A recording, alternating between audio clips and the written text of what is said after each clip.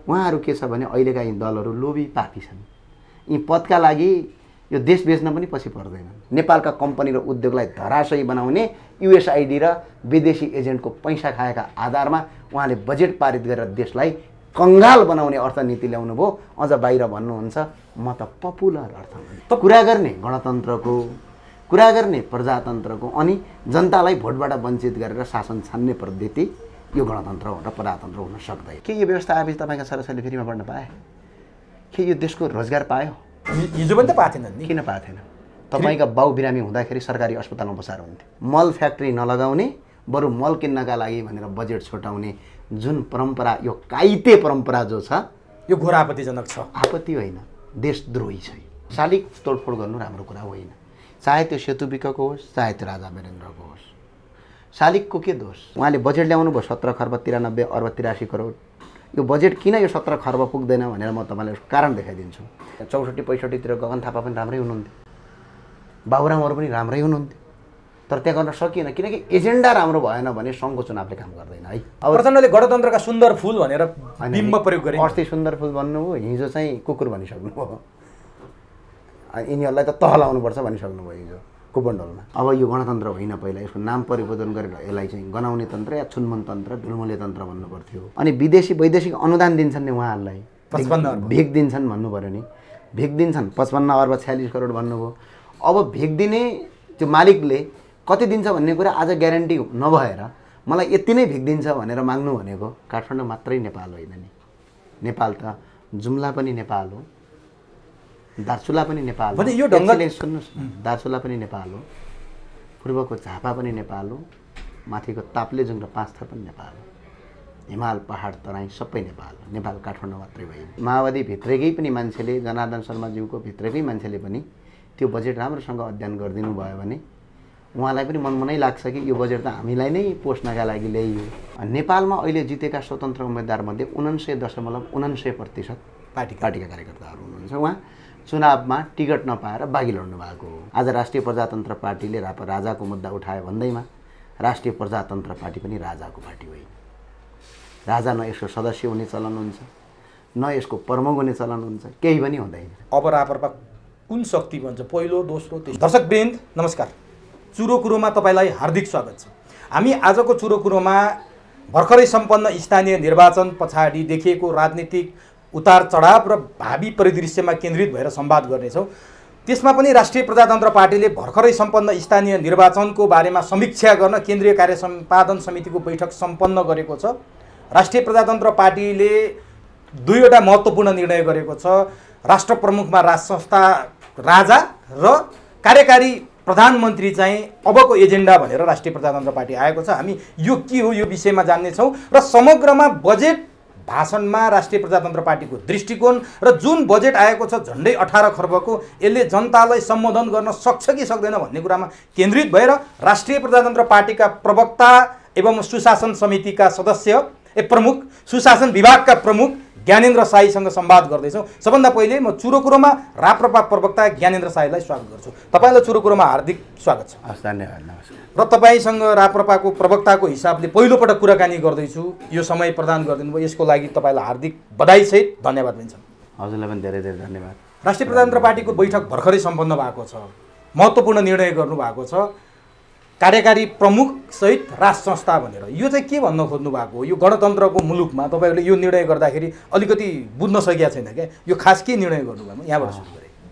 हामीले के गर्यौँ भने सर्वप्रथम त यो देश र यो मुलुक आज यो अवस्थामा पुग्नुको पछाडि व्यक्ति मात्रै खराब भएर होइन, शासन व्यवस्था र व्यक्ति दुईटै कुरा खराब भयो। अब व्यवस्थामा केही रूपान्तरण गर्नुपर्छ, व्यक्ति पनि रूपान्तरण गर्न आवश्यक छ। जस्तो पहिलो कुरा चाहिँ प्रजातन्त्रको सबभन्दा उत्तम प्रजातन्त्र के हो त भनेपछि जनताबाट प्रत्यक्ष निर्वाचित कार्यकारी प्रधानमन्त्री प्रजातन्त्रको सबभन्दा उत्तम विषयवस्तु हो। र अर्को विषयवस्तु के रह्यो भने यो देशलाई, यो मुलुकलाई जोगाइराख्नका लागि, सबैको अभिभावक बन्नका लागि राजा सबैको साझा। राजा न कुनै दल हुन्छ राजाको, न कुनै पार्टी हुन्छ राजाको। आज राष्ट्रिय प्रजातन्त्र पार्टीले राजाको मुद्दा उठायो भन्दैमा राष्ट्रिय प्रजातन्त्र पार्टी पनि राजाको पार्टी होइन। राजा न यसको सदस्य हुने चलन हुन्छ, न यसको प्रमुख हुने चलन हुन्छ, केही पनि हुँदैन। त्यही भएर राजा सबैको साझा। त्यो कारणले गर्दाखेरि उत्तम किसिमको प्रजातन्त्र जनताको काम होस्, जनतालाई अहिलेको प्रजातान्त्रिक पद्धतिबाट जनताले आफ्नो अधिकारबाट बाहिर नजाउन् भनेर जनताबाट निर्वाचित कार्यकारी प्रधानमन्त्री ल्याउने हो। यो देशको एकताका लागि, राष्ट्रिय एकताका लागि, कुनै जात विशेषले मान्ने होइन, धर्म विशेषले मान्ने होइन, सबैको साझाका लागि र अन्तर्राष्ट्रिय जगतमा नेपालको इज्जत र छवि जोगाउनका लागि र अन्तर्राष्ट्रिय स्तरमा अन्य देशहरूलाई नेपालको अन्डरमा राख्नका लागि। हिजो त राखिएको हो नि त। हिजो राजा महेन्द्रले त बेलायतलाई सम्म अन्डरमा राख्नु भएको हो, चीनलाई सम्म अन्डरमा राखिएको अवस्था हो। त्यो राख्नका लागि संविधानभित्र बस्ने, शासन गर्ने होइन, संविधानभित्र बस्ने अहिलेको राष्ट्रपति जस्तै संवैधानिक राजतन्त्रको यो देशमा आवश्यकता देखियो। एउटा बाटो। अब जनतालाई प्रत्यक्ष निर्वाचित कार्यकारी प्रधानमन्त्री भयो भने के हुन्छ भने मेरो देशको प्रधानमन्त्री चुन्ने या नचुन्ने, त्यसको प्रमुख, देशको मुख्य मान्छे भनेको त कार्यकारी हो नि त, त्यो चुन्ने या नचुन्ने पूर्ण अधिकार जनतालाई दिने। अहिले त जनतालाई दिएको छैन। अहिले त यो गणतन्त्र पनि होइन, राजतन्त्र पनि होइन, यो बिचको के तन्त्र हो, के तन्त्र हो, यो छुनुमुनु तन्त्र भनौँ अब यसलाई।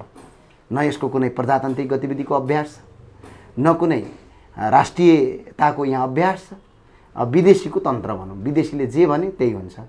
अब एकजनालाई प्रधानमन्त्री 3 महिनामा बनाऊ, विदेशीलाई मन पर्दैन अर्को प्रधानमन्त्री बनाइदिनुहुन्छ। उदाहरणका लागि हेर्नुहोस् त, केपी शर्मा ओलीज्यूलाई जनताले पत्याएर भोट दिनुभयो, उहाँलाई किक आउट गरेर शेरबहादेव आउनुभयो। शेरबहादेव जबसम्म विदेशीको भन्या मान्नुहुन्छ उहाँले, अहिलेको प्रधानमन्त्रीले तबसम्म उहाँ टिक्ने हो। जुन दिन विदेशीको उहाँले आफ्नो माग पुरा गर्न सक्नुहुन्न, त्यो दिन फेरि विदेशीले उहाँलाई परिवर्तन गरिदिन्छ। त्यो भावनाले यो व्यवस्थाले यो देशलाई जहिले पनि सदनमा झगडा गरिराख्ने, लडाइँ गरिराख्ने, देश डुबिराख्ने, उहाँहरू झगडा गरिराख्ने यो परम्पराले देश बनेन। हामीले चाहिँ जनताबाट प्रत्यक्ष निर्वाचित कार्यकारी प्रधानमन्त्री, पूर्ण समानुपातिकको सदन, सांसद मन्त्री बन्न नपाउने अनि हेड अफ द स्टेटमा संवैधानिक राज संस्था। किन आज सांसदहरू क्यापासिटी विहीन सांसदहरू मन्त्री बने, सांसद पनि बन्ने, मन्त्री पनि बन्ने, यो दोहोरो पदले राम्रो भएन। क्यापासिटीका आधारमा मन्त्री बन्ने। भोलि यदि कोही सांसद उसको योग्यता र क्षमता कुनै क्षेत्रमा छ, जस्तै अर्थमन्त्री हुनलाई अर्थ क्षेत्रको योग्यता हुनु पर्यो। सांसद हुनु अलग कुरा हो, मन्त्री हुनु अलग कुरा हो। सांसद हुनु भनेको पार्लियामेन्ट्री मेम्बर बनेर देशको नीति तथा कानुनमा तपाईँको सजगता अपनाउनु हो, नीति निर्माण गर्ने तहमा पुग्नु हो। अब मन्त्री हुनु भनेको कार्यकारीमा बस्नु हो, कार्यपालिकामा बस्नु हो, उसले काम गर्ने हो। काम गर्नका लागि त्यसमा उसको के चाहिन्छ, क्षमता र योग्यता चाहिन्छ। अब यहाँ के भयो, शिक्षा मन्त्री हुनुहुन्छ। शिक्षा मन्त्री अब अहिलेको कुरा गरिन, अहिलेसम्मको परम्पराअनुसार शिक्षा क्षेत्रसम्म नलेजै नभएका मान्छेहरू। वन तथा वातावरण मन्त्री रहने, वन तस्करहरू राख्ने। अब किनभने क्यापासिटी भन्दा बाहिरका मान्छे जुन मन्त्री हुने प्रचलन भयो, यसले देश धराशयी बनायो। त्यो कारणले गर्दा यो फ्युजन चाहिँ नेपाली जनताले मन पराएको फ्युजन। अब तपाईँले भनेको कुरा ल ठिकै छ, किनभने अहिलेसम्म व्यवस्थाप्रति प्रश्न उठ्यो, तर प्रत्यक्ष कार्यकारी र राष्ट्र प्रमुखमा राज संस्था, राजा हुँदा दुईटाको बिचमा चाहिँ पावरको लडाइँ हुने, पावर सेयरिङमा लडाइँ हुने र अलिकति निरङ्कुश बन्ने सम्भावना हुन्छ भन्नेहरू छन्। तिनीहरूलाई चाहिँ के छ तपाईँ? अब यस्तो, जनताले चुनावमा भोट हालेर, जस्तै अहिले उदाहरणका लागि यहाँबाट मेयर उठाइयो। मेयर भनेको त पनि त कार्यकारी हो नि, एउटा नगरपालिकाको कार्यकारी प्रमुख हो। उहाँ पनि प्रत्यक्ष चुनावबाट आउनुहुन्छ। उहाँ 5 वर्ष फिक्स हो। गर्ने मान्छेले धेरै राम्रो काम गरेको छ अहिले पनि नगरपालिकामा, तपाईँले हेर्न सक्नुहुन्छ। अघिल्लो चुनावबाट तपाईँले धेरै उदाहरणीय नगरपालिका पनि बने यो देशमा। विशेषतया गरेर नेपालगञ्ज बन्यो, त्यसपछि विराटनगर बन्यो।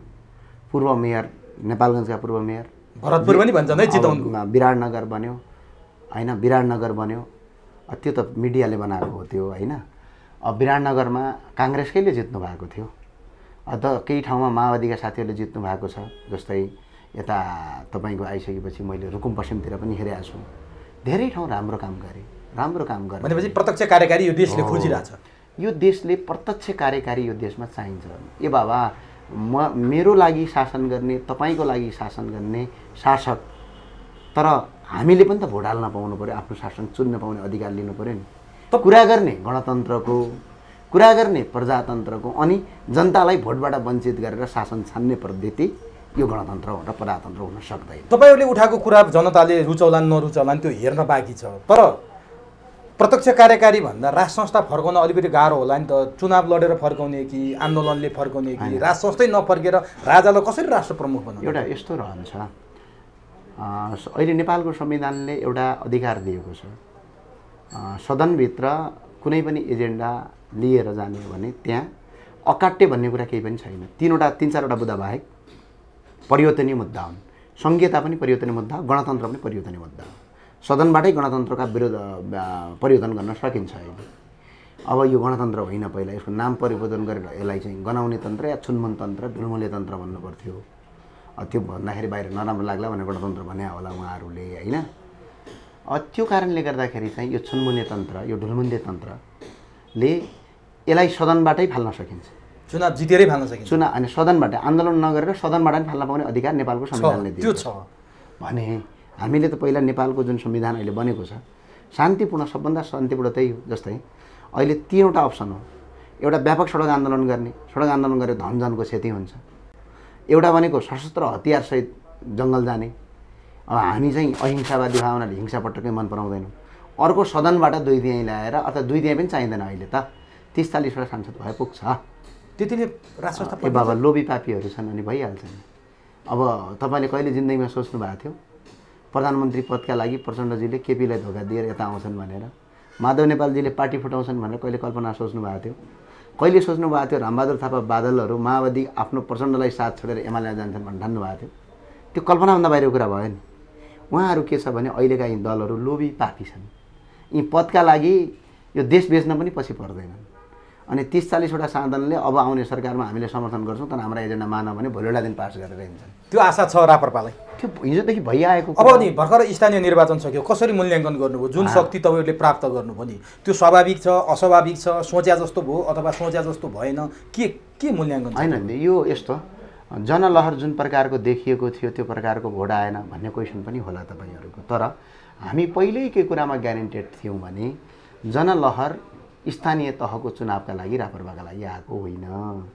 यो राप्रपाको सङ्घको चुनावका लागि आएको, राप्रपाको राष्ट्रिय एजेन्डा मन पराएर आएको।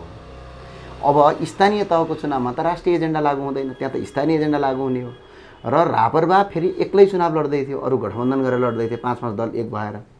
संसारमा एउटा कस्तो अचम्म हुन्छ, अन्य देशमा सरकारमा बसेका मान्छे एक्लै चुनाव लड्छन्। संसारभरिको गणतन्त्र प्रजातन्त्रको सबभन्दा उत्तम व्यवस्था त्यो पनि हो। सत्तामा भएकाहरू एकल प्रतिस्पर्धा गर्ने, सत्ताभन्दा बाहिर भएकाहरूले गठबन्धन गर्ने हुन्छ संसारभरिको नीति।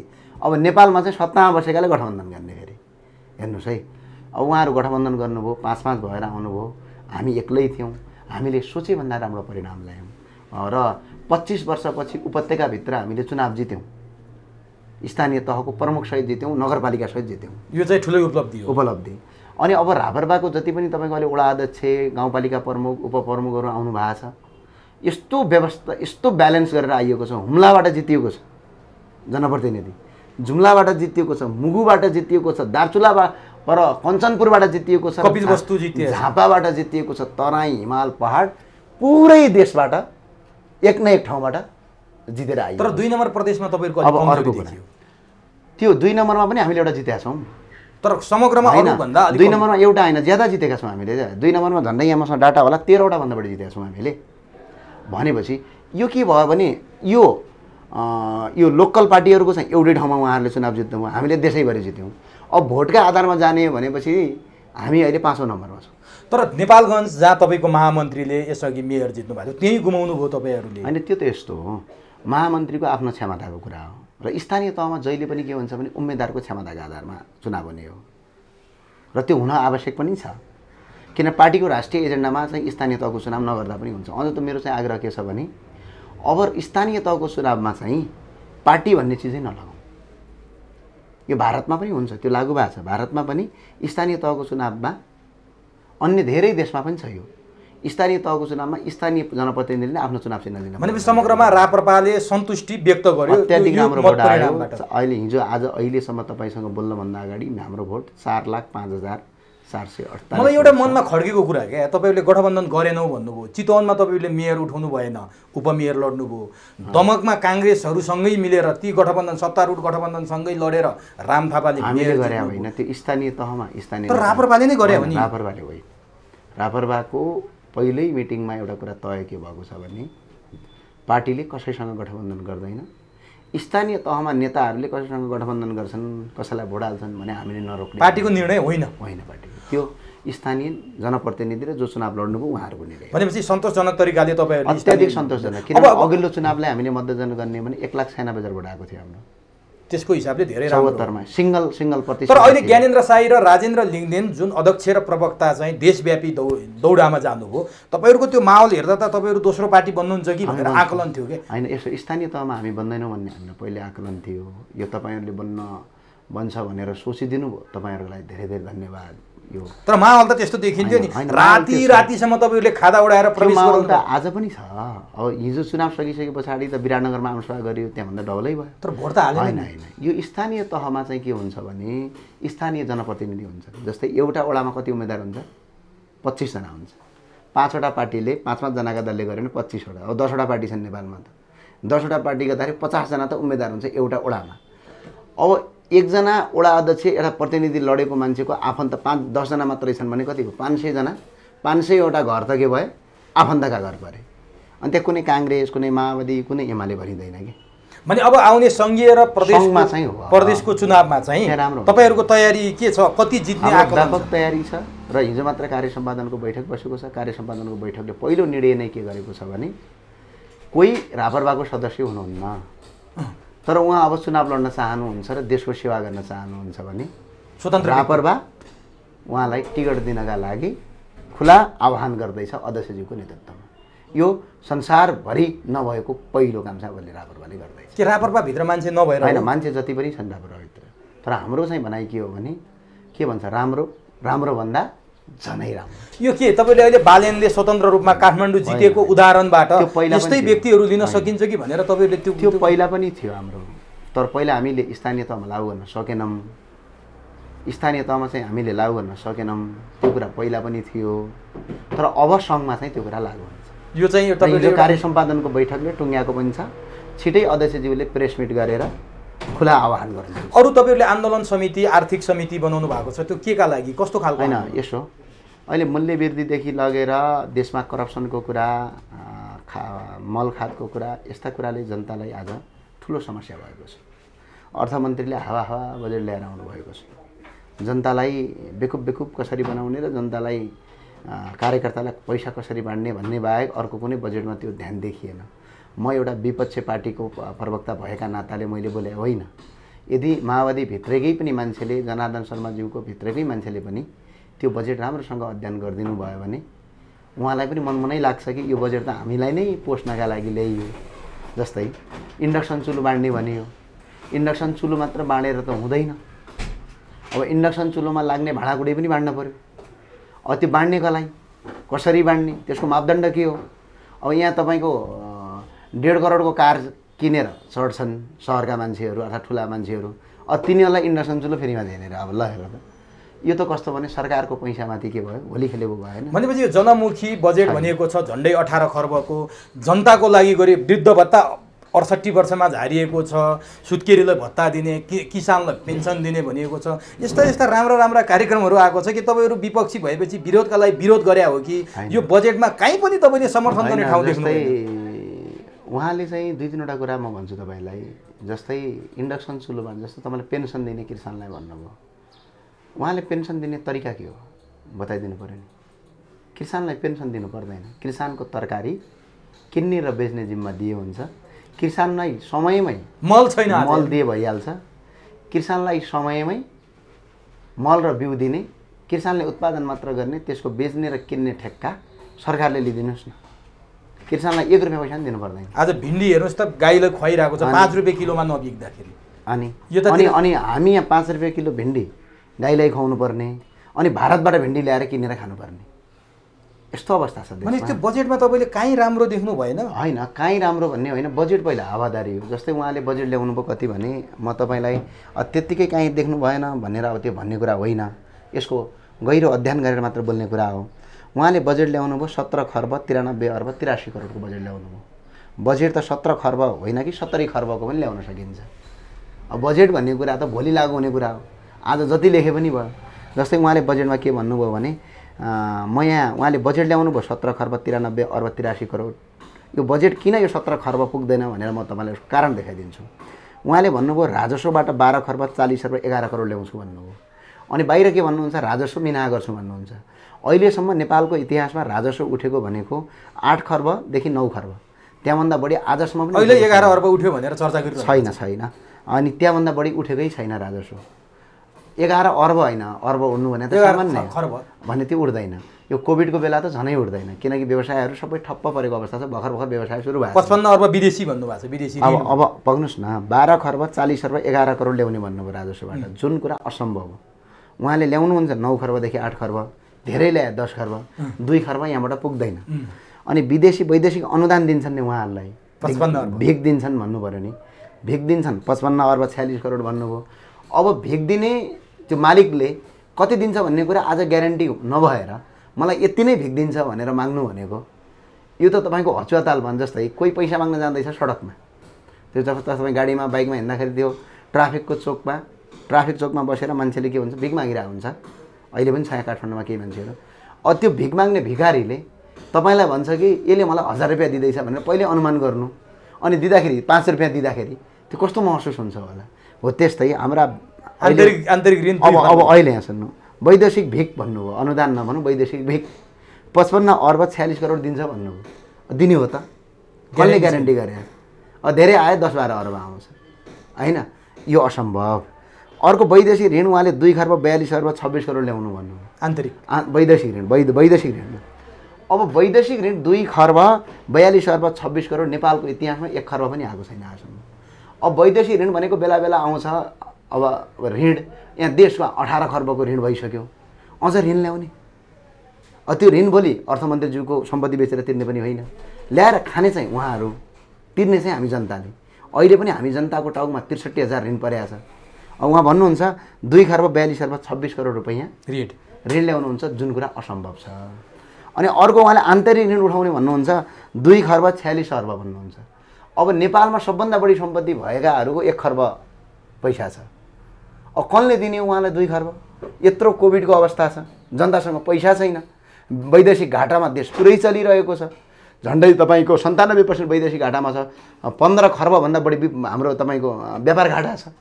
18 खर्बको वैदेशिक ऋण छ। 5 वर्षमा व्यापार घाटा सन्तुलनमा ल्याउने भन्नुभएको छ नि त। भन्न त यसो म 2 महिनामा पनि गर्छु भन्दा भयो। 8% आर्थिक वृद्धि भन्नुभएको छ, त्यो सम्भव छ? 26% राखे पनि त भयो, राख्न के छ त? सम्भव हुने कुरा गर्नु पर्यो। भनेपछि सल्लाह दिनुहोस् न त, बजेट कस्तो लिनुपर्ने? बजेट भनेको कुरा कस्तो हो भने, बजेट भनेको जहिले पनि हाम्रो देशलाई क्लोज इकोनोमी राखेर बजेट लिनुपर्छ। जस्तै उहाँले 3-4वटा गल्ती यसमा गर्नुभयो। जस्तै 5 खर्बको कुनै पनि टुङ्गो छैन, स्रोतको टुङ्गो नै छैन। यो वैदेशिक अनुदानको लगायत राजस्व गरेर करिब 5 देखि 6 खर्ब पैसा उठ्दैन। भनेपछि 12 खर्बको मात्रै बजेट 10, 11, 12 त्यहाँभन्दा बढी जाँदैन। त्यो किन मेन्टेन गर्ने त? त्यो पछाडि हो, त्यो किन गरे भने पपुलर हुनका लागि। मैले त भने उहाँले 17 खर्बको मात्र छुटाउनु भएछ, उहाँले 70 खर्बको छुटाउँदा पनि केही फरक पर्दैन थियो। त्यो त छुटाउने न हो, हुने केही होइन। ज्ञानेन्द्र शाहीको यो राप्रपाको विरोधका लागि विरोध होइन, तथ्याङ्कमा टेकेर विरोध गर्ने। उहाँले राम्रो काम कसैले गर्छ भने त उहाँको समर्थन गर्नुपर्छ हामीले। भनेपछि देश कता जाँदैछ त? यस्तो बजेट श्रीलङ्कातिर जाँदैछ।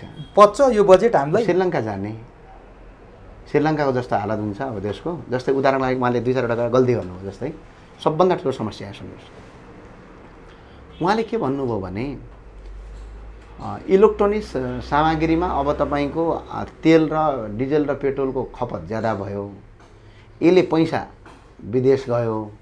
त्यो भए हुनाले विद्युतीय सामग्रीमा अनुदान दिएर इन्डक्सन चुलो दिने, ग्यास प्रयोग नगर्ने भन्नुभयो। सिंहदरबारबाट त 2-3 महिनामा ग्यास हटाउने नै भन्नु। सिंहदरबारमा कतिवटा घर छन् बा धेरै भयो, कतिवटा कोठा होलान्, 100-150 कोठा होलान्। 100-150 कोठाले केही असर पार्ने कुरा होइन, तर पनि एउटा राम्रो सुरुवात हो। त्यो कुरा म समर्थन गर्छु। अनि उहाँले भन्नुभयो अब इन्डक्सन चुलो मेरो जुम्लामा कसरी बाल्ने? बत्ती छैन, अब कसरी बाल्ने? अब स्टोभ बालेर इन्डक्सन चुलोमा भात पकाउनु मिल्दैन। अब त्यो इन्डक्सन चुलो दिएर भएन, त्यसमा भाँडाकुँडा पनि चाहियो, अरू नर्मल भाँडाकुँडी लाग्दैन होइन। अब फेरि त्यो इन्डक्सन चुलो बाँड्ने आधार कसरी?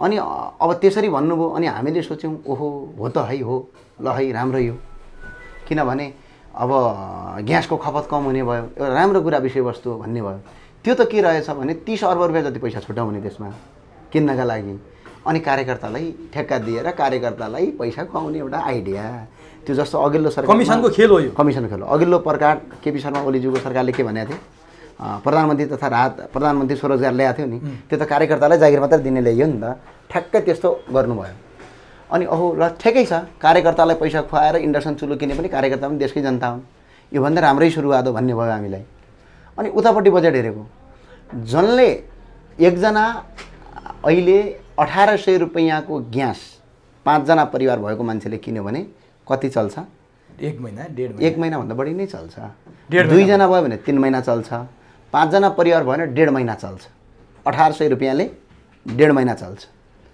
एउटा मोटरसाइकलले एक दिनमा कति तेल खान्छ हो त्यो त कति हिडिन्छ त्यो भन्नुहोस् न एउटा मोटरसाइकल चढ्नेले एक दिनमा खपत गरेन भने 2 देखि 300 को तेल खान्छ अहिले त 500 कै तेल खान्छ गाडी चढ्नेले 1000 देखि 1500 को तेल एक दिनमा खान्छ महिनामा 30 देखि 40 हजार को तेल जान्छ सामान्य गाडी चढ्नेले ठुलठुलो ट्रक चल्ने बस चल्नेहरूको त महिनाकै 1.5-2 लाख को त तेल खर्च छ अब यहाँ 1800 रुपैयाँ तेल खर्च भयो भनेर इन्डक्सन चुलो दिएर यता चाहिँ उहाँले के गरिदिनु भने विद्युतीय सवारी साधनमा कर बढाइदिनु भयो अब विद्युतीय सवारी साधनमा कर बढाउँदाखेरि के हो 20 लाख रुपैयाँ पर्दाखेरि हिजो बिजुलीको गाडी 20 लाख रुपैयाँ पर्थ्यो डिजल र पेट्रोल चढ्ने गाडी 25 लाख पर्थ्यो अब जनताले के गर्थ्यो यो 25 लाखमा महँगो गाडी किन्नुभन्दा बिजुलीको गाडी सस्तो छ त्यो गाडी किन्छु भनेर अहिले धेरै बिजुलीका गाडीहरू बजारमा आए त्यसले गर्दाखेरि के भयो भने देशको ठुलो पैसा भारत जानबाट रोकियो अनि उहाँले अहिले के गरिदिनु भयो ठ्याक्क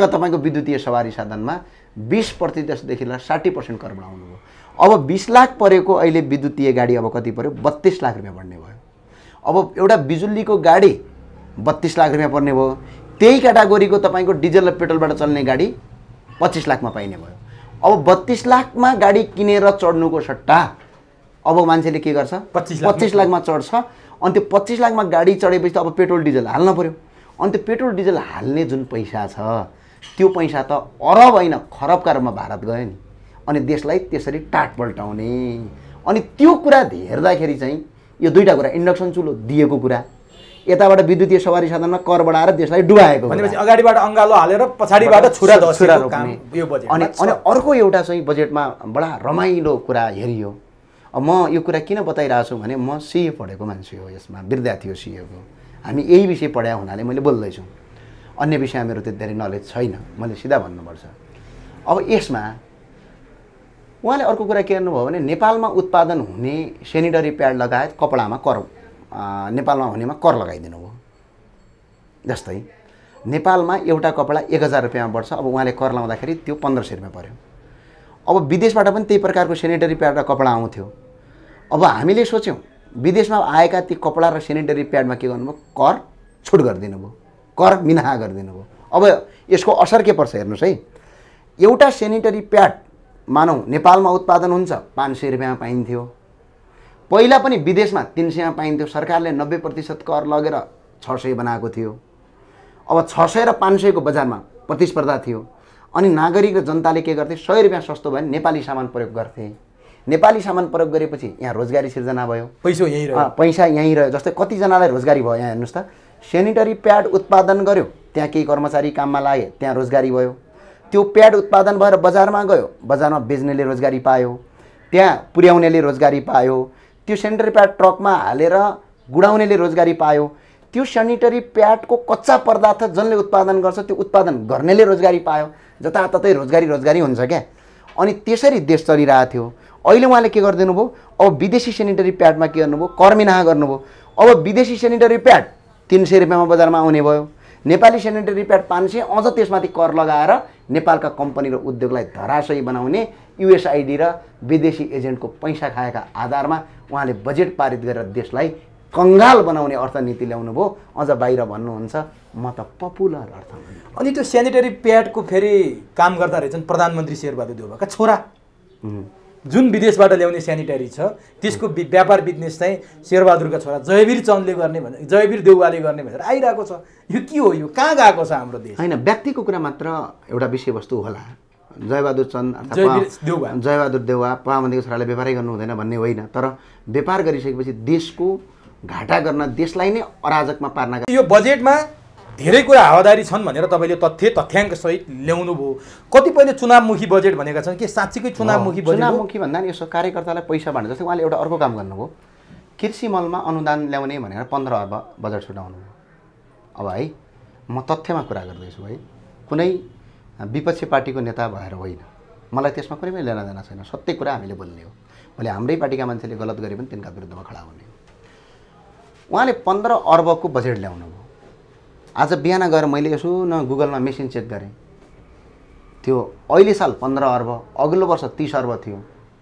30 अर्बमा उहाँले मल ल्याउन जानुभयो, किसानले यहाँ रोपाइँ गरेर धान काट्ने बेला मल आयो होइन। अब धान काट्ने बेला त्यो धानमा मल हाल्न भएन के अरे, त्यो पनि मल आयो भनेर अलिअलि देखाइयो। सबका सब तपाईँको अब शारदा प्रसाद अधिकारी प्रचण्डज्यूका घरबेटीले त्यसको ठेक्का लिनुभएको थियो। त्यो 30 अर्ब सायद उहाँले चप हान्नुभयो होला जस्तो लाग्छ। 30 अर्ब त्यो 10 अर्बको ल्याउनु भयो होला। कालो बजारीमा केमा रेड गर्न के नोटिस आइरहेको मैले पत्रिका पढिरहेको थिएँ होइन। त्यो पैसा चाहिँ उहाँले चुनाव खर्चका लागि त्यही माओवादीहरू अन्य अन्य पार्टीहरूलाई उहाँले दिनुभयो होला, त्यो मैले देखेको छैन। तर पैसा जे भए पनि उहाँले देशमा यो नराम्रो काम, देशको बजेटमाथि करप्सन गर्नुभयो त्यसमा। अब अहिले पनि ठ्याक्क उहाँले 15 अर्बको बजेट छुटाउनु भयो कृषि मलमा होइन। अब असार आइसक्यो, रोपाइँ गर्ने बेला भइसक्यो, मल किनेको छैन, बल्ल पैसा छुट्टाएको छ, बल्ल पैसा छुट्टाएको छ, त्यो निकासी पनि गरेको छैन होइन। अनि मैले यसो विचार गरेँ, त्यो मल बन्ने फ्याक्ट्री त्यो कति लाग्दो रहेछ होइन। होइन, त्यो मेसिन त 600 खरब नै लाग्छ कि क्या हो जस्तो पनि फिलिङ भयो मनमा होइन। कहिल्यै नेपालमा तपाईँको एउटा मल फ्याक्ट्री पनि उत्पादन गर्दैनन् त भनेर यसो त्यसको कस्टिङ हेरेको आज गएर 50 देखि 60 अर्ब रुपैयाँ भयो भने मलको फ्याक्ट्री नेपालमा लाग्ने रहेछ ल। पनि किन खोलिदैन भने 50 देखि 60 अर्ब, अहिलेको 2 वर्षको बजेट मात्र 45 अर्ब गयो।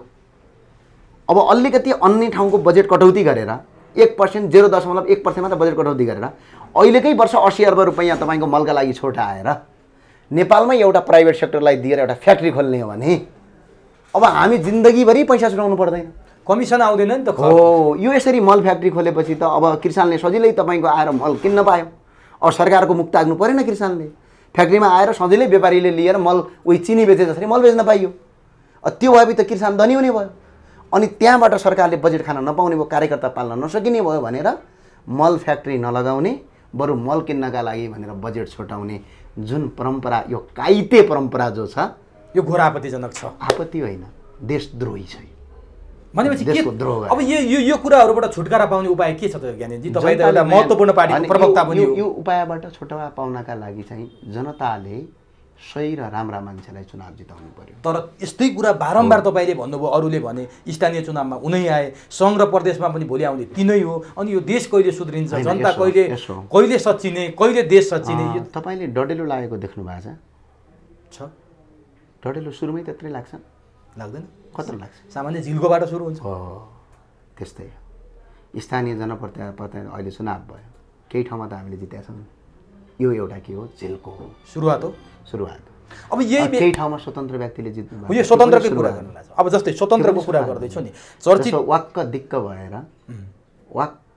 भएर जनताले पार्टीबाट यी ठुला दलको अपराधबाट जनताले भोट हाल्यो। अब नि जस्तो तपाईँ पनि एक प्रकारले एउटा अभियानबाट त्यो कुरा होइन गर्दै आएर यहाँसम्म एउटा आफ्नो पहिचान आन्दोलन बनाइयो र त्यसको परिणाम अहिले आयो। तपाईँ यहाँसम्म आउनुहुन्छ, अहिले तपाईँ पार्टीको जिम्मेवार पदमा हुनुहुन्छ। जस्तो स्वतन्त्रबाट बालेन शाह काठमाडौँमा, धरानमा चाहिँ हर्क साम्पाङ र धनगढीमा गोपाल हमालहरू आउनुभयो नि, यसले के सङ्केत गर्छ, के सन्देश? अनि यसो हर्क साम्पाङ र धनगढीमा गोपाल हमाललाई हामीले पनि समर्थन गरे हो। रापरबाले मेयर नलडाएर उपमेयर हामी लडाएर मेयरमा उहाँलाई समर्थन गरेर त्यहाँ जिताइएको हो होइन। हाम्रो उपमेयरको झन्डै धनगढीमा भोट बनेको 3200 देखि 3300 भोट छ हाम्रो पनि उपमेयरको, भर्खर हिजो आएको मान्छेको। फेरि त्यो भोट हाम्रो करिब 7-8 हजार भोट उहाँलाई गयो होला। हामीले त्यो हाल्नु नै भनेका थियौँ। त्यहाँ तपाईँहरूको कन्ट्रिब्युसन छ? कन्ट्रिब्युसन हामीले गरेका थियौँ। त्यस्तै जुम्लामा पनि हामीले स्वतन्त्र उम्मेदवारले गऱ्यौँ। अब स्वतन्त्र पनि दुईटा भागमा बाँड्न आवश्यक छ। हिजो एउटा कालीकोटबाट स्वतन्त्र उम्मेदवार जित्नु भएछ अनि पार्टीमा प्रवेश गरिहाल्नु भएछ। मैले तपाईँको सेयर हेरेको थिएँ। होइन, अब के भने नेपालमा अहिले जितेका स्वतन्त्र उम्मेदवारमध्ये 99.99% पार्टीका कार्यकर्ताहरू हुनुहुन्छ। उहाँ चुनावमा टिकट नपाएर बागी लड्नु भएको हो। अब केही 0.1% चाहिँ मान्छेहरू स्वतन्त्र हुनुहुन्छ। जस्तै स्वयं गोपाल हमाल स्वतन्त्र उम्मेदवार होइन उहाँ, जो कुरा अहिले प्रचार गरिएको छ। उहाँ विवेकशील साझा पार्टीको सुदूरपश्चिम संयोजक हो। छोडिसक्नु भएको थियो। छोड्न त उम्मेदवार र चुनावका लागि विवेकशील साझामा लड्यो भने भोट आउँदैन, स्वतन्त्र लड्यो भने चाहिँ मलाई भोट हाल्छन् भनेर उहाँले छोड्नु भयो। उहाँलाई स्वतन्त्र भन्न मिलेन, बागी होइन। उहाँ बागी पनि अब विवेकशील साझाले अर्को मान्छे नलडाइदिया भए हुनाले बागी पनि भन्न मिलेन, अब स्वतन्त्रै भन्न त मिल्यो। तर उहाँ एउटा पार्टीको क्याडर हो होइन। तर उहाँ फेरि पनि फर्किने सम्भावना रहला नरहला उहाँको व्यक्तिगत कुरा हो, त्यसमा म जान्न। तर बालेन्द्र शाह र हर्क साम्पाङको विषयमा चाहिँ उहाँ साँच्चै कुनै पनि पार्टीमा आबद्ध नभएर जितेको कुरा हो। यसले चाहिँ के गर्छ भने रापरवालाई फाइदा गर्छ, अरूलाई चाहिँ घाटा गर्छ। किन? रापरवा व्यवस्थाका विरुद्धमा गरिराखेको छ, यो व्यवस्थै फेल भयो। काठमाडौँमा त व्यवस्था फेल भयो नि त। तर प्रचण्डले गणतन्त्रका सुन्दर फुल भनेर बिम्ब प्रयोग गरे। अस्ति सुन्दर फुल भन्नुभयो, हिजो चाहिँ कुकुर भनिसक्नुभयो। यिनीहरूलाई त तह लाउनुपर्छ भनिसक्नुभयो हिजो कुपनडोलमा। भनेपछि यो त्रास छ दलहरूलाई? होइन, त्रास मात्र होइन, मुटु फुटेर बाहिर मात्र आउनु बाँकी छ। तपाईँहरूलाई चाहिँ डर छैन? हामी त सफल भएको हो, किनकि यो व्यवस्था नै ठिक छैन। यो व्यवस्थाका विरुद्धमा आएको भोट हो नि त, किन दलीय व्यवस्थाका विरुद्धमा आयो नि त। तर उहाँहरूले कहिले पनि हामीले त अहिले जनताबाट एउटा कुरो, जनताबाट प्रत्यक्ष निर्वाचित कार्यकारी प्रधानमन्त्री भने दलीय व्यवस्था होइन नि हामीले उठाएको। तपाईँ त संसदीय व्यवस्थाको विरोधी हुनु हो, त्यो व्यवस्था नै फेल भयो नि त। तर बालेन्द्र हर्कले कहिले पनि भन्नुभएको छैन कि हामी गणतन्त्र विरोधी हो, हामी संघीयता विरोधी हो, हामी मुखले भन्न किन पर्यो नि, व्यवहारले देखाए भयो। स्वतन्त्र जित्नु भनेको त दलीय व्यवस्थाको विरुद्धमा त हो। अनि तपाईँहरूको चाहिँ समर्थन छ, रहन्छ उहाँलाई? हाम्रो फुल समर्थन छ। र यो के हो भनेपछि अहिलेको यो व्यवस्थासँगको असन्तुष्ट भोट हो त्यो। यसको मतलब त्यो त देखियो नि त्यो। तर बालेन्द्र शाहलाई काम गर्न दिन अप्ठ्यारो सुरुवात भइसक्यो। अस्तिको लाइभ बैठक तपाईँले पनि हेर्नु भएको छ, वडा अध्यक्षहरूले काम गर्न। मुख्यतया विषयवस्तु के छ भने कुरा होइन, उहाँलाई चाहिँ लाइभ गर्दाखेरि नै वडा अध्यक्षहरूले अप्ठ्यारो पारेको कुराहरू देखिसक्यो। उहाँलाई सहज छ हुन त, तपाईँले यो व्यवस्था विरोधी हुन्, उनीहरूको मुटु फुटिसक्यो भन्नुभयो। तर उनीहरूलाई काम गर्न, उहाँहरूले मुखमा व्यवस्था विरोधी नहुनु होला, उहाँले भन्नुभएको छैन होला, तर यो संसदीय व्यवस्थाका विरुद्धको भोट हो नि त। काम गर्न सहज छ उहाँहरूलाई? त्यो त भोलिको परिस्थितिले देखाउँछ। अब काम गर्न त दिँदैनन् नेपालमा। तपाईँहरू पनि वडा अध्यक्ष जित्नु भएको छैन, तपाईँहरूले हामीले जित्दा भए हामी सहयोग गर्थ्यौँ यसमा। हामीले जस्तै चागुनारायणको जस्तो जित्दा भए, शङ्खरापुर जस्तै यहाँ अगाडिको उसमा पनि हामीले जितेका छौँ। काठमाडौँ उपत्यकामा यो के भन्छ हाम्रो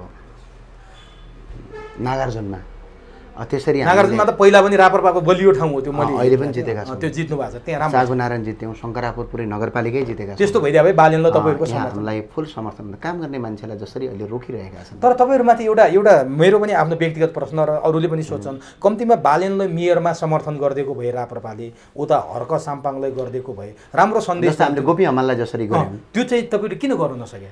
यो यसो हो, अब यो मेरो अधिकारभित्र पर्दैन थियो। अब यो चाहिँ हाम्रो एउटा निर्वाचन समिति थियो, त्यो समितिले गरेको कुरा हो। अब समितिले गरेको कुरामा अब हामीले इन्टरफेयर गर्ने कुरा पनि भएन। र अर्को कुरा के हो भने त्यो समितिले सम्भवतः उसले जे ठिक माने त्यही गर्यो। अहिले चाहिँ पश्चाताप लागिरह होला। हामीलाई पश्चाताप यस्तो नि, हामी काठमाडौँ मात्रै नेपाल त होइन नि त। एउटा कुरो हो, काठमाडौँ मात्रै नेपाल होइन नि, नेपाल त जुम्ला पनि नेपाल हो, दार्चुला पनि नेपाल हो। यो ढङ्गले सुन्नुहोस्, दार्चुला पनि नेपाल हो, पूर्वको झापा पनि नेपाल हो, माथिको ताप्लेजुङ र पाँचथर पनि नेपाल हो, हिमाल पहाड तराई सबै नेपाल हो। नेपाल काठमाडौँ मात्रै होइन। र हामीलाई पछुतो मान्ने होइन कि हामी त सफल भयो जस्तो लाग्छ। किनभने यी दलहरूले पुराका पुरा चोरी गरे पनि, डकैत गरे पनि, फटाइगिरी गरे पनि आफ्नो राज जो सम्झिन्थे त्यसको केही हदसम्म अन्त्य भएको छ। अब राष्ट्रिय चुनावमा रापरवालाई भोट हाल्नु सिवाय अर्को विकल्प छैन। किनकि अब राष्ट्रिय चुनावमा त एजेन्डामा हाल्ने हो, कुनै व्यक्तिलाई होइन। तपाईँको एजेन्डा त आइसक्यो, कार्यकारी प्रमुख। अब यो स्थानीय तहमा चाहिँ व्यक्तिलाई भोट हाल्ने हो, किन स्थानीय तहमा व्यक्ति राम्रो काम गर्छन्। राष्ट्रिय तहमा त व्यक्ति राम्रो मात्र भएर त हुँदैन, एजेन्डामा भोट हाल्ने हो। जस्तै हिजोको कुरा गर्ने हो भने 64-65 गगन थापा पनि राम्रै हुनुहुन्थ्यो, बाबुरामहरू पनि राम्रै हुनुहुन्थ्यो, तर त्यहाँ गर्न सकिएन किनकि एजेन्डा राम्रो भएन भने सङ्घको चुनावले काम गर्दैन है। तपाईहरुको एजेन्डा चाहिँ प्रत्यक्ष कार्यकारी प्रधानमन्त्री र राष्ट्र प्रमुखमा राजा भन्ने छ र अनि जनता अर्को चाहिँ संघीयतामा प्रदेश खारेज गर्ने काम छैन अनि स्थानीय तह रहने हिन्दू राष्ट्रको विषयमा बुद्ध किराँत र हिन्दू सहितको वैदिक सनातन हिन्दू राष्ट्र यो प्रश्न हुनुहुन्छ प्रश्न छ। तपाईँ प्रत्यक्षमा लड्ने हो? यो भोलिको कुरा हो र चुनाव लड्नका लागि राजनीतिमा आएको हार जित भन्ने कुरा के हुन्छ त्यो त भोलिको कुरा हो। तर तपाईँ लड्ने मानसिकतामा हुनुहुन्छ? जुम्लाबाटै हो? जुम्लाबाट हुन्छ कि काठमाडौँबाट हुन्छ, पार्टीले जहाँबाट लडाउँछ त्यहीँबाट लड्ने हो र चुनाव चाहिँ लडिन्छ। अब म त्यही भएर त स्थानीय तहको चुनाव म नलडे पनि म अब अन्तिमतिर छु। जस्तो यी स्वतन्त्रहरू चाहिँ सङ्घ र प्रदेशमा नि यसै गरी 165 क्षेत्रमै स्वतन्त्र उठे भने त यसले त सन्देश अर्को देला नि, फेरि तपाईँहरूलाई पनि अप्ठ्यारो पर्ला। हामीलाई पर्दैन। हामीलाई किन पर्दैन भने यो व्यवस्थाको विरुद्धको उहाँहरू जो आए पनि तपाईँहरूलाई फरक पर्दैन? दलका बाहेक दलका पनि राम्रा मान्छे आयो भने फरक पर्दैन, नराम्रा आयो भने फरक पर्छ। नराम्राको ठाउँमा स्वतन्त्र आऊ, नराम्रा आउनुभन्दा स्वतन्त्र आउनु। तपाईँहरूको समर्थन? अर्को कुरा के हुन्छ भने स्वतन्त्र त आइहाल्ला होइन, भोलि सदनभित्र छिरिहाल्ला। सदनमा नीति कानुन न्याय बनाउनुपर्छ, राष्ट्रिय एजेन्डा दिनुपर्छ। एजेन्डा दिँदाखेरि त एउटा गर्नुपर्छ, एउटा फिलोसफीलाई त पक्ड्न पर्यो। त्यति बेला कहाँ उभिने? हो, त्यति बेला कहाँ। जस्तो स्थानीय तहमा चाहिँ स्वतन्त्र जित्दाखेरि धेरै फाइदा छ, किनकि त्यो त कार्यकारी पद हो नि त, त्यहाँ त जे पनि गर्न सकिन्छ। अब भोलि आउला स्वतन्त्रमै यो गणतन्त्र मान्ने कि यो व्यवस्था विरुद्धमा जाने? अब गणतन्त्र मान्ने बित्तिकै माओवादी भइगयो होइन, त्यति बेला अप्ठ्यारो पर्छ। अप्ठ्यारो पर्छ। अब यो व्यवस्थाले देश विकास गर्छ र म अलिकति जितेर गर्छु भन्दाखेरि त्यो बेको भयो, त्यसलाई मजाक गरेर आयो, अहिले आफूलाई ओभर स्मार्ट सम्झ्या भन्दा हुन्छ। भने तपाईँले यसलाई उपयोग मात्रै गर्नुभएको छ यो व्यवस्थालाई? अब जस्तै संसदीय चुनाव यो व्यवस्थाको उपयोग मात्र, जस्तै यो व्यवस्था मैले होइन, तपाईँ मलाई भन्नु न, के यो व्यवस्था आएपछि तपाईँका छोराछोरीले फ्रीमा पढ्न पाए? के यो देशको रोजगार पायो? हिजो पनि त पाएको थिएन नि। किन पाएको थिएन? तपाईँका बाउ बिरामी हुँदाखेरि सरकारी अस्पतालमा उपचार हुन्थ्यो। ल छाती ठोकेर भन्न सक्नुहुन्छ? स्वयं प्रचण्डका बुवा बिरामी हुँदाखेरि चितवनका भरतपुर सरकारी अस्पतालमा उपचार हुन्थ्यो। नेपालका प्रत्येक ठाउँमा जिल्ला अस्पताल थियो, आज प्राइभेट अस्पताल भएर जनताले अस्पतालको फी तिर्न सक्दैन। तर पढाइ त हिजो पनि फ्री थिएन नि। हिजो किन थिएन? अहिले पनि छ नि त्यो सरकारी स्कुलमा। कहाँनिर? अहिले सरकारी स्कुल पढ्न सक्नुहुन्छ तपाईँ? व्यवस्था कस्तो बनाएको छ? साराका सारा व्यवस्थाले हो अहिलेको व्यवस्था, गणतन्त्रले हो, पुराका पुरा यो व्यवस्था नै खराब छ। तपाईँ जति राम्रो मान्छे आए पनि यो व्यवस्थाले गर्न दिँदैन। जस्तै आज देख्नु भएन, काठमाडौँमा अलिकति व्यवस्था सही भइदिए भए आज त काम गर्न दिन्थ्यो नि त।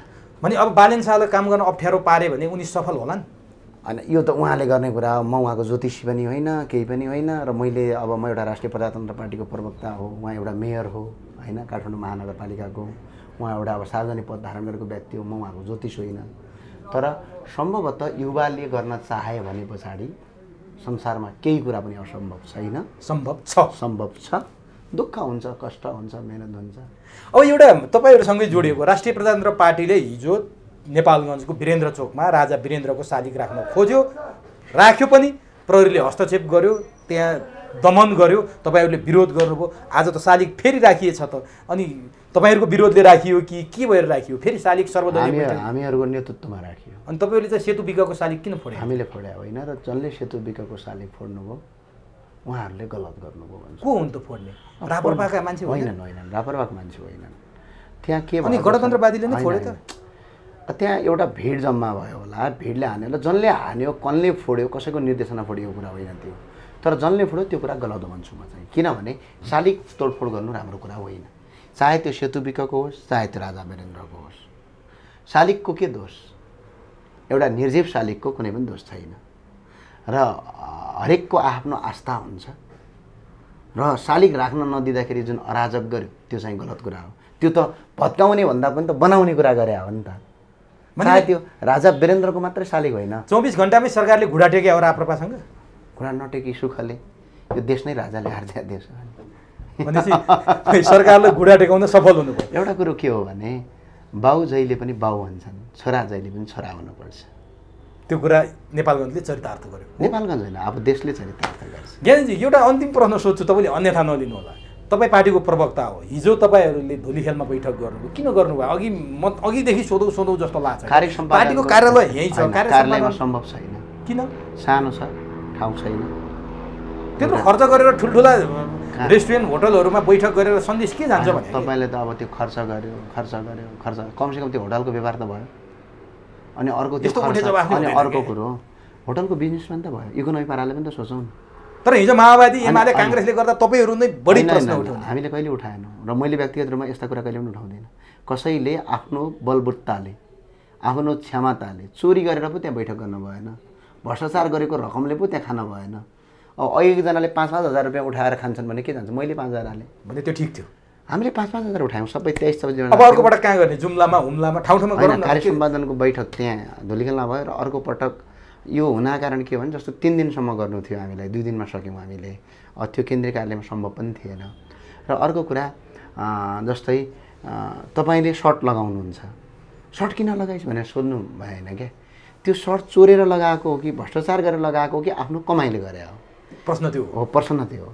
तर जनतालाई थाहा थिएन नि तपाईँहरू व्यक्तिगत खर्च गरेर गर्नुभयो भने आज गयो नि त सन्देश। कार्यालय सचिवालय प्रमुखले फेसबुकमै हाल्नु भएको छ। अब तपाईँले भनिदिनुहोस् त, चुनावमा सङ्घ र प्रदेशको चुनावमा तपाईँहरू गठबन्धन गरेर जाने कि राप्रपा एक्लो लड्ने? अहिलेसम्म गठबन्धन गर्ने हाम्रो कुनै पनि निर्णय नै छैन। अब राप्रपा कुन शक्ति भन्छ? पहिलो, दोस्रो, तेस्रो? म ज्योतिष होइन। हुन्छ नि आएको होइन, ज्योतिष होइन। हामी राम्रै प्रदर्शन गर्छौँ, राम्रै आउँछ। यो स्थानीय तहको चुनावभन्दा झन्डै 3 गुणा चाहिँ भोट बढ्छ। ग्यारेन्टी हो त्यो? ग्यारेन्टी चाहिँ अब भन्न मिल्दैन। म गोगल बास्कोटाज्यू पनि होइन, होइन। अब त्यो ग्यारेन्टी भन्नलाई म ज्योतिष पनि होइन। जो आशावादी हुनुहुन्छ? आशावादी छौँ। भोट चाहिँ 3-4 गुणाले बढ्छ। जनताले सङ्घमा रापरवालाई भोट हाल्ने, स्थानीय तहमा जो राम्रो छ त्यसलाई भोट हाल्ने भन्नुभयो, त्यो देखाउनु भयो। र जसरी अहिले स्थानीय तहमा पैसा खाएर केहीले भोट हाल्नु भएको छ, अब उहाँले दुःख पाउनुहुन्छ। के हुन्छ? ब्याज, के अरे पैसा लगेपछि ब्याज तिर्नुपर्छ भन्छ नि। अब ब्याज तिर्नुपर्छ। अहिले पैसा खाने, रक्सी खाने दुनियाँ। हाम्रो रोल्पातिर त पैसा फिर्ता माग्न थालिसक्यो माओवादीहरूले। तपाईँलाई पनि थाहा छ नि? हिजो रोल्पामा हो त्यो? रोल्पामा हो। माओवादीले चुनाव हारेछन्, पैसा माग्न थालिसक्यो। पैसा माग्दै थिए होइन? मागिसके। अनि नदिएपछि कुट्ने पनि है। त्यो चाहिँ थाहा पाएन मैले। हस् ज्ञानेनजी, लामो समयपछि तपाईँसँग बसेर यसरी अन्तरङ्ग कुराकानी गर्ने अवसर दिनुभयो। र सबैलाई मेरो आग्रह र अनुरोध के छ भने, पहिला यो देशको अर्थव्यवस्थालाई बुझिदिनुहोस्। हाम्रो देशमा अर्थतन्त्र बलियो भयो भने मात्रै सञ्चार क्षेत्र पनि बलियो हुन्छ। अर्थव्यवस्था बलियो भयो भने शिक्षा क्षेत्र पनि बलियो हुन्छ, कर्मचारीको तलब भत्ता पनि बलियो हुन्छ। अनि अर्थ चाहिँ कहाँबाट आउँछ भन्ने कुरा नि बुझ्नुहोस्।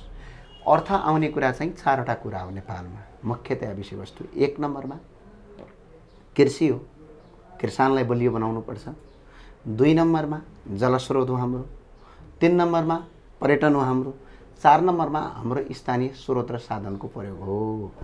त्यही भएर अहिलेको यो संविधानले, यो व्यवस्थाले न त किसानलाई एउटा एकीकृत कृषि प्रणाली लागू गरेर किन्ने र बेच्नेको जिम्मा लिएर किसानलाई भोकभोकै मारेको छ, न त पर्यटक भित्राएको छ। पर्यटक नेपालमा आउने 2 प्रकारको पर्यटक नेपालमा 10 लाखको अपेक्षा गरेको छ सरकारले। अघिल्लो पटक 20 लाख थियो, भएन। 2 पटकका पर्यटक नेपालमा आउँछन्। एउटा पर्यटक धार्मिक पर्यटक आउँछन्, एउटा प्राकृतिक पर्यटक। यो देशलाई वैदिक हिन्दू सहितको राष्ट्र घोषणा गर्ने बित्तिकै विश्वका 58 करोड बुद्ध धर्मावलम्बीको 10%, विश्वका 121 करोड हिन्दूहरूको 10% पर्यटक नेपाल आयो भने यो देशमा झन्डै 18 करोड पर्यटक नेपाल आउँछ। त्यसले नेपालमा खर्च गरेको पैसाले यो देश काया पलट गर्न सकिन्छ। यत्रो पैसा हामीसँग छ। हामीले रुख काटेर बेच्न पाउनुपर्छ, बरु 2टा रुख लगाउने, एउटा रुख काट्ने व्यवस्था। हामीले भाङको खेती गर्न पाउनुपर्छ, जडीबुटी बेच्न पाउनुपर्छ, मार्बल बेच्न पाउनुपर्छ, ढुङ्गा गिट्टी बालुवा भू उत्खनन नहुने गरिकन प्राकृतिकको संरक्षण गरेर प्रयोग गर्न पाउनुपर्छ।